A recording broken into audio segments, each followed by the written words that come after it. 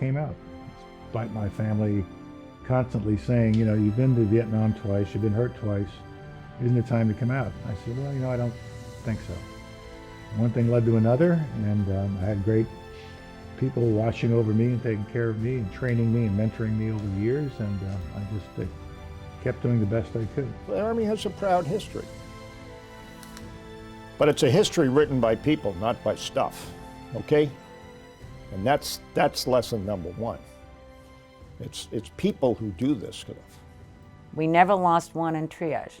I told my men, we have a policy here. If they come in alive, they stay alive. I said, and that's a high bar. And I said, are you up to that bar? Yeah, I was pretty badly beaten up, broken jaw, you know, just fracture of the left cheek, orbital floor was fractured, left eye, you know, just dropped out of the socket. So, yeah, so a little bit of follow-up surgery required, but here I am. I didn't join the Army to become a general. I didn't join the Army to get to the top. I joined the Army because I loved it. And the success to me came every day that I was successful in the Army, even the bad days where I learned something. I was admitted to Norwich in the summer of 1955, took my oath as a cadet in 55, and wore the uniform of the United States of America until 1995. I wasn't old enough at the time to sign to go into the Army Nurse Corps, so I had to take the paper home. And only my father could sign the paper, not my mother, my father. And my father looked down at the paper and he said, you know, child, if I'd be signing this piece of paper, you're going to war. 3 years later, I was there, the 3rd Field in Saigon. Seemed like a good idea to me. I wasn't married. I figured that's what people did who were soldiers. So I volunteered to go to Vietnam. And I arrived in January of '63. I was in Vietnam 68, 69. I was 24. 23 as I recall, 23 when I went to Vietnam the first time. I was married to my husband Al, who was also in the military, and we went together. I arrived in Saigon on Christmas Day of 1962, and I'd been a captain for about 2.5 months at that point. And I was going to be an advisor to the battalion of the 1st ARVN Division, and I was excited as can be. A young captain, about his 4th year in the Army, and going to the war, going to where the need was, see action. I remember one day out up towards Pleiku, I came in a helicopter to do something up there. God, there must have been 30 body bags waiting for evacuation. What we did in those days was essentially tromp through the forest, looking for the Viet Cong, and we were ambushed one morning, and the lead soldier in the column was killed, and we all started firing in every direction, not really sure what we were firing at, and it was over in a matter of just a couple of minutes. And it was the first man I had seen die in combat. Second tour, I'm commanding a cavalry troop up in Dong Ha, so the I Corps. On a particular night in April, we had set up for the evening. Then a little after midnight, all hell breaks loose. I mean, flares and tracers are going off, loud explosions. And at that point it is mount up and go, you know, just run hard, get down there, save the camp. The Special Forces camp had been penetrated, overrun.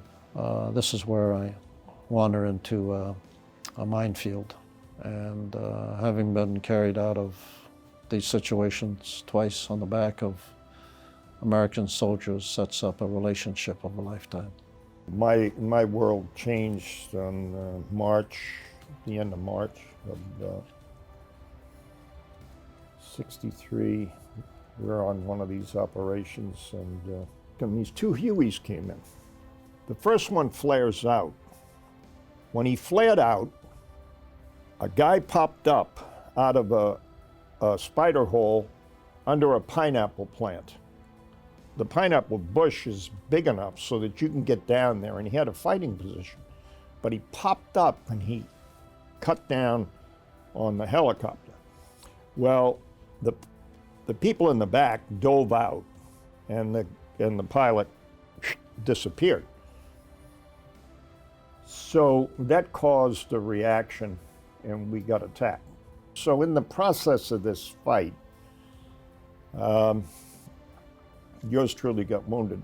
So I'm working down the litters to make sure everything is going the way it's supposed to be going, making sure we're on the ones that are the worst, and so on and so forth. And I came across this red-headed young man, had freckles, and he was laying there with his eyes shut, and he had both legs gone, one from knee down and one from thigh down. And he looked up at me with these blue eyes, and he said, "Are my feet gone?" And I said, "Yes, they are." He said, "I'm only 16. And he said, "My mother and father don't know I'm here." And I said, "Well," I said, "they're soon going to know you're here."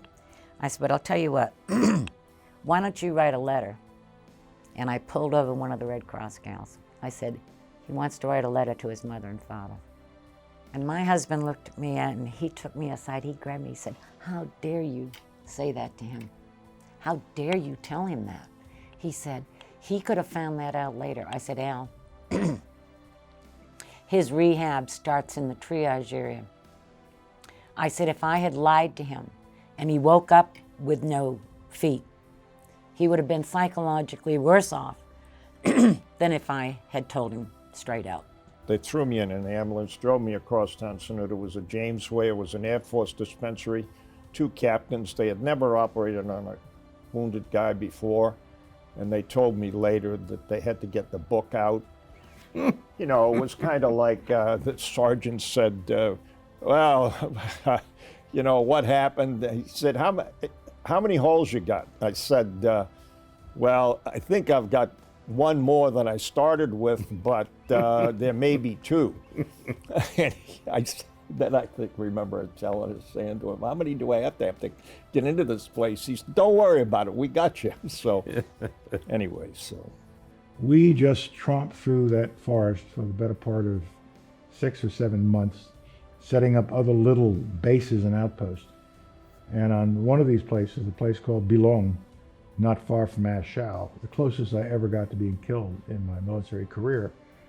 And that was when the VC had spotted where we were pretty accurately on the top of this hill and started to fire mortars at us. The round hit the tree on its way to my head and went around me in a cone. The explosion went around me in a cone.